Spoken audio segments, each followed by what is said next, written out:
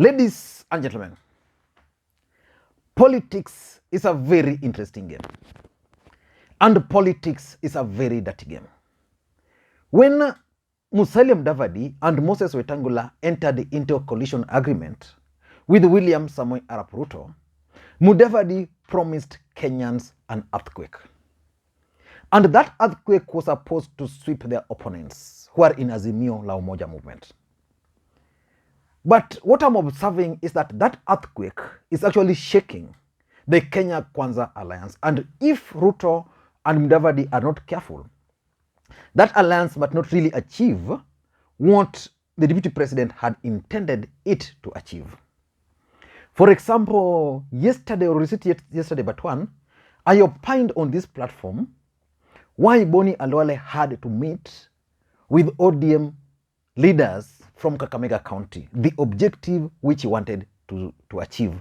And I explained clearly the kind of message, coordinated message, which he was sending to the Deputy President, Dr. William Ruto, and Musalia Mudavadi. If you missed that video, you can check it. But the point is that in Kakamega, we have two gentlemen. We have Boni Alwale, who is contesting on UDA party. And then we have Cleophas Malala, who is an ANC party candidate. So these two guys hope that one of them will be the governor. There's no way Musalia Mudavadi is going to cede ground in Kakamega. And William Ruto has also invested heavily on Boni Alwale. So the earthquake is happening down there. In Nairobi, Sakaja is being pushed. Previously, the UDA candidate in Nairobi was actually Bishop Margaret Wanjiru. But because of Sakaja, the deputy president is not going for Wanjiru. And just recently, when Musalia Mudavadi held that rally in Westlands, Bishop Wanjiru and Sakaja had a fight. But after that, Bishop Wanjiru went to Nairobi and looked for all banners which she had hanged in the city and removed all of them. She pulled all banners bearing her name, the image of the DP, and UDA colors. Which begs the question, why do you think Margaret Wanjiru pulled down all those banners while they were still supposed to serve her interest? In this video today, I want to explain to you guys, give you the inside story, why Margaret Wanjiru had to pull down all those banners. But before we do that, please, if you're watching this channel for the first time, if this is your first time watching the channel, or if you've been watching the channel and you are not yet subscribed, please just take a second, click that subscribe button you see there. And to the subscribers, I want to thank you for your support. And also, you can also support this channel through 4 ways. The first way, which is the easiest, is just to click the thumbs up button there. If you do that, there's a way YouTube promotes those videos. So just do that. By doing that, you shall have promoted the channel. The other way is just dropping your comments. I normally take my time to read the comments. Like on this one, I'm going to read these comments. Because from the comments, I also learn a lot. Like for example, I strongly believe that Richard Ngatia is going to be the next governor for Nairobi. If you have a contrary opinion, you can let me know, because I want to do video focusing on counties. And I want to begin by Nairobi, then maybe I go to Mombasa, then I come to Kirinyaga, where we have 3 ladies fighting. Maybe Uasin Gishu, something like that. So if you drop your comments, I always get a lot of perspective. The others is just to share the videos, but you can also contribute monthly by just paying $1, by joining, clicking that green button. You join, then you'll find that process. But it's not a must. If you want to support the channel, it's okay. If you don't want, it's okay. But I know majority on this channel always support the channel. Now, let us get back to the main issue. Who is going to be the next governor for Nairobi? And what are some of the factors which are likely to determine who becomes the next governor for Nairobi? I've always opined on this channel that in 2013, Kidero managed to win the gubernatorial race in Nairobi because of the Kikuyu. There were Kikuyus in Nairobi who felt comfortable with Kidero. And that's why Kidero ended up getting more votes than Uhuru in 2017 and than Raila in 2017 in Nairobi. Again, if you look at the results for 2017, you can easily conclude that the Kamba votes made Mike Mbuvi Sonko the governor for Nairobi. Because Kambas voted for NASA, but for governor, they voted for Sonko. And that's why Sonko got more votes than Raila and also got more votes than Uhuru. 2022 is not going to be much different. There are several factors which are going to determine who becomes the next governor for Nairobi. William Ruto had identified Margaret Wanjiru as her candidate. In ODM, there are two people already. There is Tim Wanyonyi and there is Richard Ngatia. Richard Ngatia is going to contest under Azimio, but via ODM party. And one thing I know for sure is that Nairobi is likely to be negotiated. And that's why I believe it's likely to favor Richard Ngatia because of several reasons.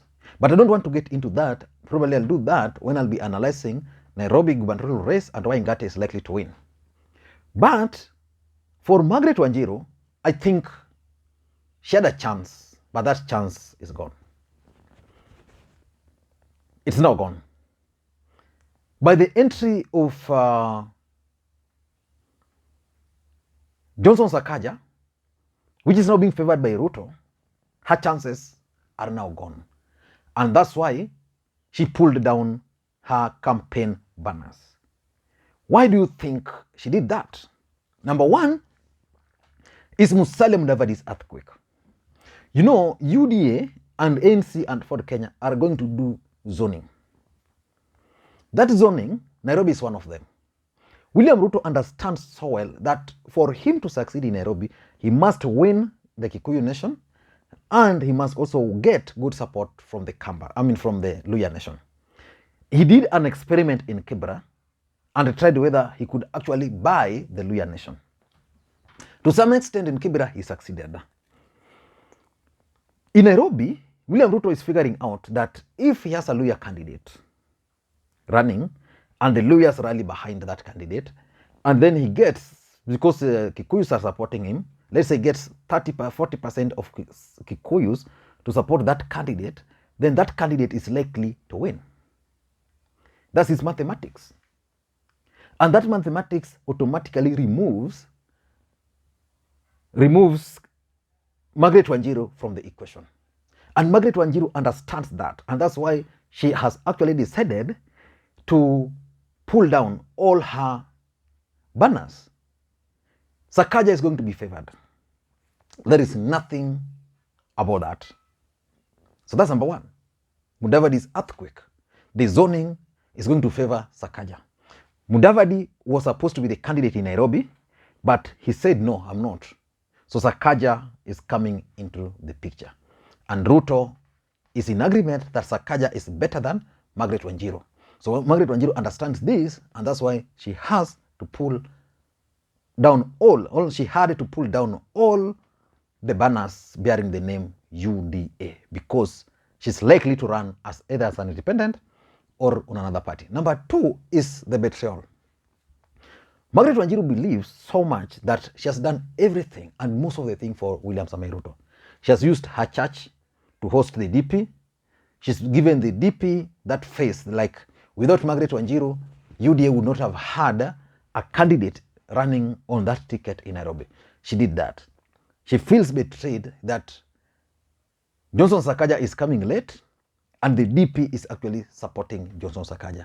Probably, you never know, maybe the DP called her and Sakaja for a meeting and she was told to forget about that, maybe to go for the women rep or maybe for the Senate.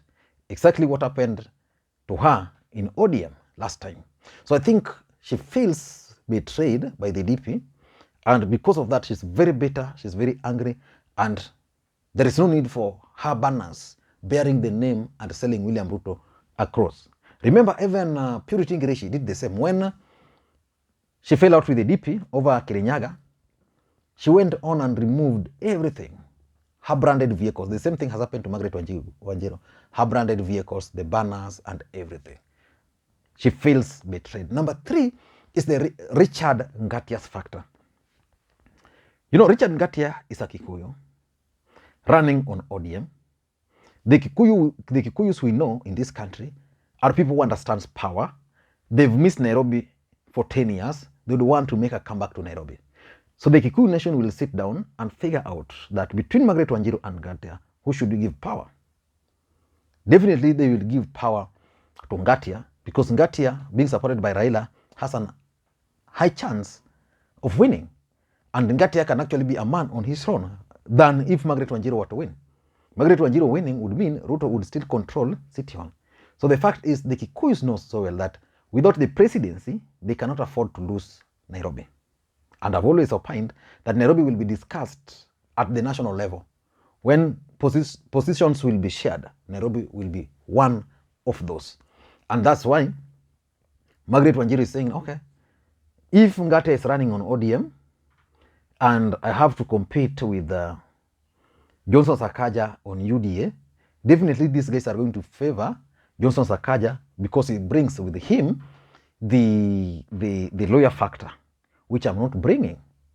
So either I try my luck as independent and request the Kikuyus to vote for me, or let me just forget about it. Number 4, in my view, I think she's doing what Purity Ngirishi did. I think she either wants to run as an independent candidate, or she's likely to form an alliance with Moses Kuria, or even form another political party, or join another political party. And for her to do that, the first thing she must do is to remove any UDA color from her banners, from her posters. Then after that, maybe she can now say, I'm free, I'm going independent, exactly what Purity Ngirishi did. But the challenge for Bishop Wanjiru is that Nairobi is a bit difficult. And of course, Purity Ngirishi had covered more grounds than the way she has done. And lastly, I think it's about looking for alternative sources of finance. Margaret Wanjiru running on a UDA ticket would have meant that Ruto was going to fund that campaign. If she's not the favorite, it means those funds will go to someone else. So probably Wanjiru wants to run. There are people who will support her, but some of them are telling her that this guy is pushing for Sakaja, and therefore we can't pump our money when you are still with him. So maybe you go independent, then we pump our money into that campaigns. Because let me tell you one thing, people invest heavily in these campaigns.